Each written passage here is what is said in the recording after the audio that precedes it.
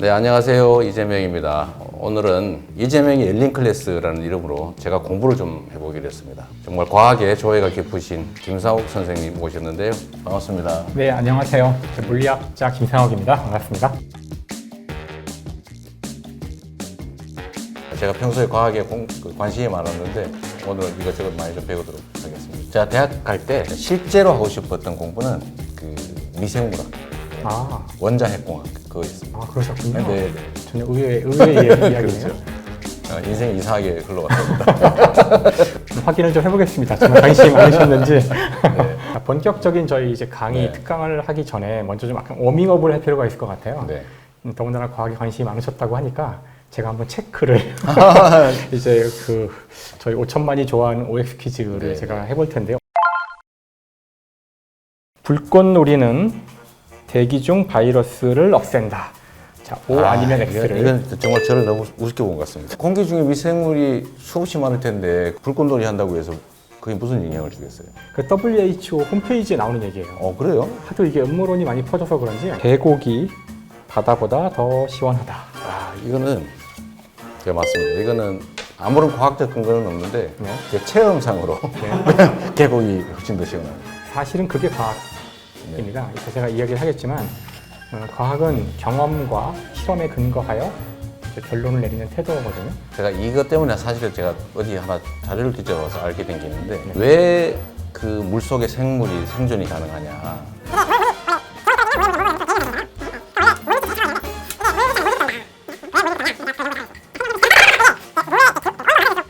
이게 이제 그 중학교에 나오는 저기 맞네. 교과서에 나오는 그 옛날 지식을 정확히 기억하고 계시는 거니까 훌륭한. 신문에서 봤어요. 기계 지능은 인간과 다르게 공정한 판단이 가능하다. 이거는 둘 다 설계하기 나름이죠. 얼마 전에 있었잖아요. 말 가르쳤던 인공지능이 맨날 욕만 하더라고. 누가 공정하기도 하고 생각하는지에 따라 달라지기 때문에 법을 하셨기 때문에 잘 아실 것 같은데 사실 이 질문은 답이 정확하진 않아요. 지금 이제 질문 3가지를 맞췄는데 사실 제가 과학에서 꼭 하고 싶었던 이야기 3개를 대표하고 있어요. 그래요? 왜냐하면 우선 과학 공부를 하는데 첫 번째 단계, 우리 사회가 과학을 필요로 한다면 첫 번째 단계는 미신탑합니다. 첫 번째 과학의 한 역할은 음모론과 각종 그 미신들, 백신 음모론 같은 거라든가. 근데 그게 사람들이 쉽게 빠지게 되는데 그런 것들을 빠지지 않는 능력부터 갖는 것이 과학이 사회에 해야 할 첫 번째 일이고요. 두 번째는 이제 과학의 지식을 아는 건데요. 그러니까 어떻게 보면 당연한 이야기 같기도 하지만 그게 왜 그런지를 생각해보고 그것을 과학적 어떤 이론과 팩트에 기반해서 설명할 수 있는 능력. 정말 이제 과학에서 중요한 것은 마지막 단계죠. 실제 과학이 모든 문제를 해결할 수도 없고 상당히 많은 문제는 과학적 문제만이 아니라는 것을 이제 아는 것이 마지막 단계인데요. 정확히 과학적이라는 것이 어떤 건지를 이야기할 필요가 있어요. 사실은 중요한 이야기입니다. 많은 분들이 이제 과학적이란 말을 쉽게 쓰는데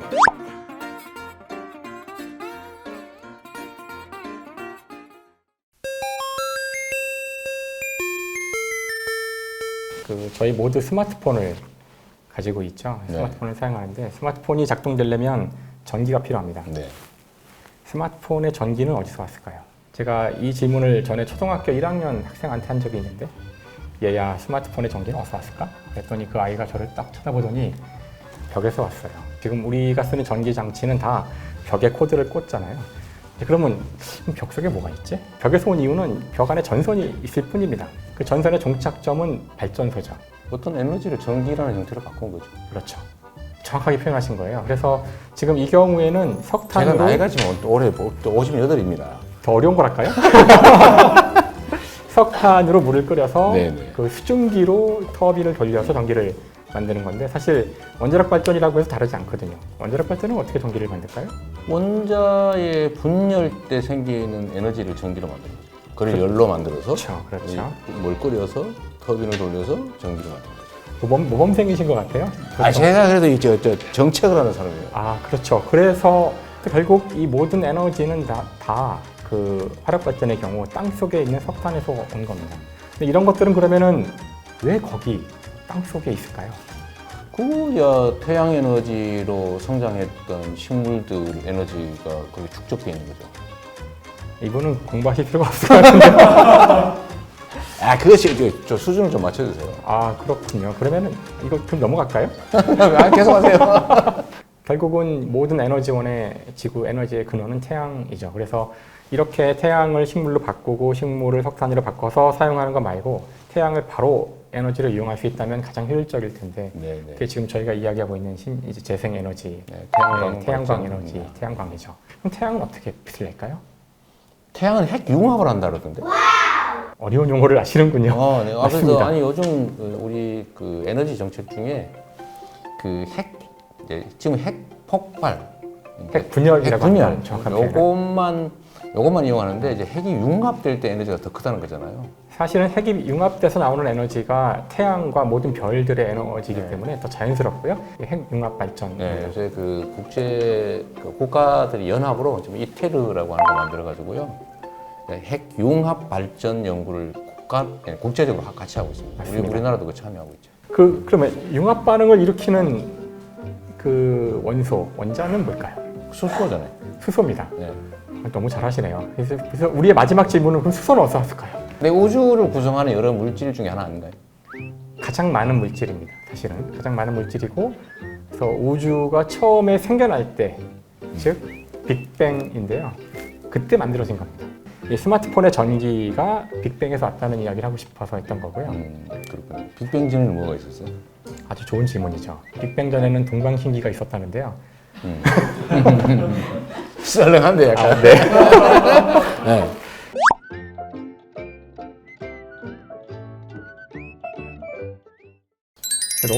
너무 잘하셔서 사실 진작 좀 말씀을 주셨으면은 난이도를 높게 준비했을 텐데 너무 낮게 간 것 같아요. 결국 과학이라고 하는 것도 그 경계선의 너머에는 결국 철학과 사상, 인간의 한계라고 하는 게 있는 거 아니냐 그 생각을 해보는 거죠. 아마 제가 지금부터 할 이야기가 그런 이야기 될 텐데요. 그 많은 분들의 오해 중에 하나가 이제 과학은 진리인가? 과학은 진리가 아닙니다. 그런가요? 그 얘기를 꼭 하고 싶었던 건데요. 과학이 다른 분야와 다른 게 있다면 물질에 기반을 해야 한다는 거고요. 그래서 그 물질적 증거가 부족할 때 또는 없을 때는 정확히 그냥 모른다고 하는 것이 과학적 태도인데 이게 사실은 되게 놀라운 겁니다. 수많은 철학자들이 자신의 철학으로 사실 존재하는 모든 걸 설명하려고 했어요. 모든 걸 다 알고 있는 것처럼. 과학은 여기서 이건 우리가 모른다는 것을 공식화시킨 그런 학문입니다.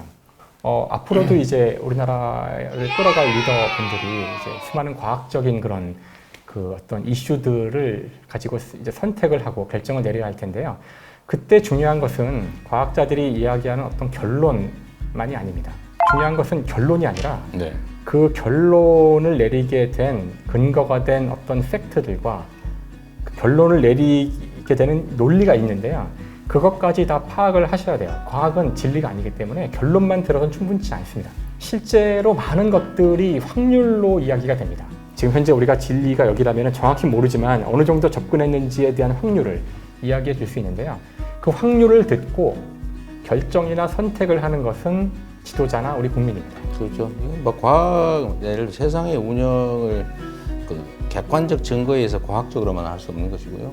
또 인간에게 심리라고 하는 걸 수도 있고, 또 가치라고 하는 게 있기 때문에 예를 들어 과학적으로 어떻든 가치, 신념 이런 게 인간 행동에 더 큰 영향을 미치니까. 그렇죠. 우리는 이제 인간 행동에 관여하는 직업이잖아요.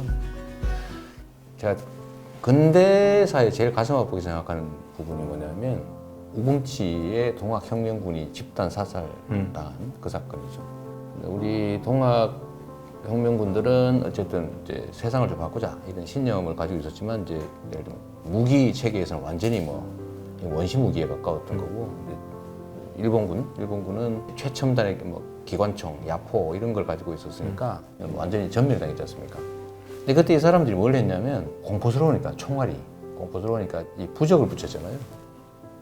뭐 이해할 수는 있죠. 네, 부적을 붙였죠. 근데 그게 과학적이지는 않은데 그래도 그 전쟁의 그 공포감을 이겨내기 위해서 어차피 돌격해야 되니까 근데 그걸 이겨내기 위해서 거기에 기댄 거죠. 전혀 무의미했다고는 할 수 없거든요. 근데 과학적이지는 않죠. 그렇죠. 그러니까 과학이라고 하는 거는 정말 인간 사회 발전에 정말 가장 큰 영향을 미치기는 한데 인간 행동에 반드시 100%의 길을 열어주는 건 아닌 것 같기도 해요. 왜냐하면 중요한데. 그렇죠. 과학이 다루는 대상은 그 자체에 인간이 들어있지 않거든요. 아까 제가 물질을 강조한 이유가 물질 그 자체에는 인간이 말하는 가치나 어떤 의미는 들어있지 않습니다. 그러니까 그것이 우리 인간에게 이로울지 이로울지 않을지를 결정하는 것은 인간이죠. 또 그래서 과학자들이 언제나 하는 이야기 중에 하나도 그 과학은 이렇게 완벽하지 않고 이제 확률을 이야기할 수 있을 뿐이고 특히나 미래 예측에서 과학은 되게 무기력한데요. 미래는 아무도 모릅니다.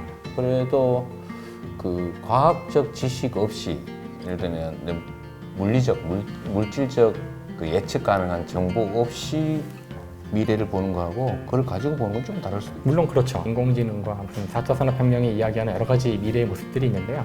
물론 그런 미래의 모습이 우리가 지금 상상하는 대로 올 수도 있지만 실제 20세기 기술의 역사를 보면 수많은 기술들이 그것이 처음에 만들어질 때의 생각과는 전혀 다른 방식으로 쓰이는 경우가 대부분입니다. 그래서 화약이 대표적인 케이스죠. 화약도 그렇고 인터넷도 처음에는 원래 그 군사 방어 체계로 만들어진 거였고요. 플라스틱도 원래는 그 2차 세계대전 때 절연체로 만들어졌던 물질인데 하여튼 여러 가지 그 수많은 그 과학기술적 발명들이 초기에는 이렇게 쓰여야지 하고 만들어졌지만 플라스틱을 그렇게 많이 인간이 찍어내서 우리가 지금 플라스틱에 뒤덮여서 질식할 만큼 될 거라고 상상도 한 적이 없고 그다음에 산업혁명 때 누구도 그 부산물인 이산화탄소가 지구 기후를 바꿀 거라는 상상도 못했듯이 사실 과학기술의 미래에 대한 정확한 예측은 굉장히 힘듭니다. 그래서 오히려 이럴 때 저희가 해야 되는 중요한 질문은 우리가 정말로 바라는 미래는 무엇인가? 이런 질문이 선행되지 않으면 근데 많은 경우는 먼저 기술이 던져집니다.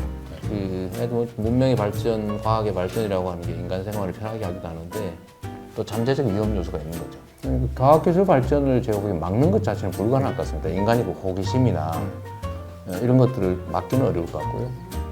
어쨌든 투명하게 그 객관적으로 통제할 시스템을 만드는 게 필요한데 쉽지는 않은 일 같아요. 인간이 총을 만들 수 있지만 우리가 통제하고 있지 않습니까? 통제 못하는 나라도 있지만 그러니까 통제를 하지 않으면 안 되는 것이 과학기술의 본성 중에 하나입니다. 제 강의는 다 끝났는데요. 사실 너무 잘 아셔서 뭐 강의를 다 할 필요도 없을 것 같다는 생각이 들었어요. 그래서 중간에서 적당히 끊고요. 더 이렇게 되면 이 학생한테 좀 더 가르쳐 줘야 되겠다는 거 있으시면.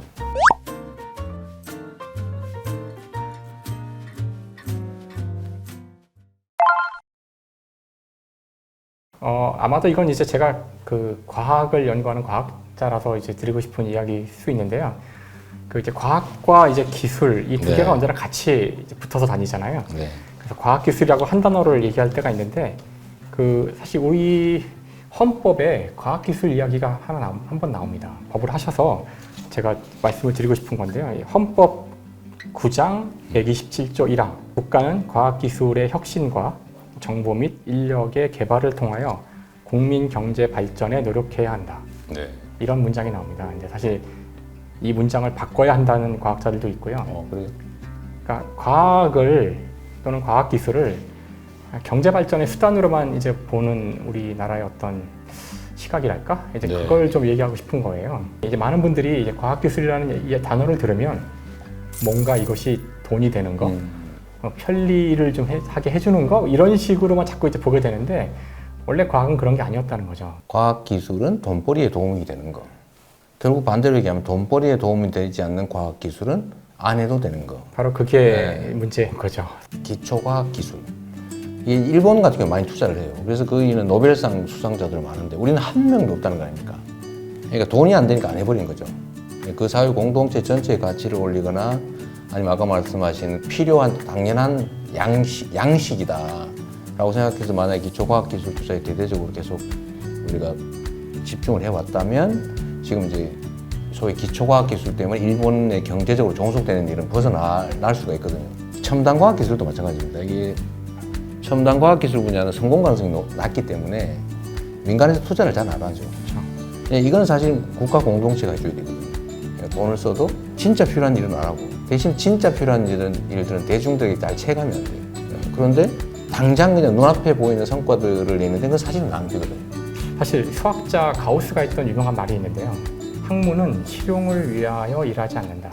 학문은 이따금 실용에게 선물을 줄 뿐이다. 그거 좋은 말이네요.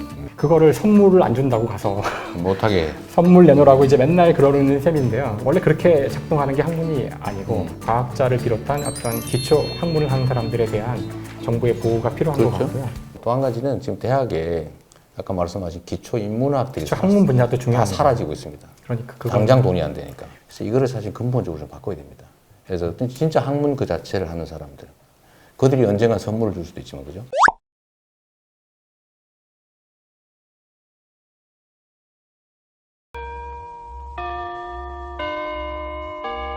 네, 오늘 김상욱 교수님을 모시고 제가 과학 기술에 대해서 이런저런 많은 것을 배웠습니다. 우리 함께 하신 여러분들은 좀 어땠는지 모르겠습니다.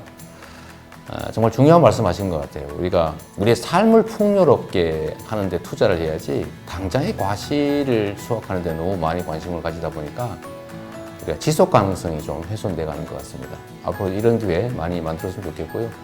우리 교수님도 앞으로 좀 더 많이 가르침 주시면 좋겠습니다. 네. 감사합니다.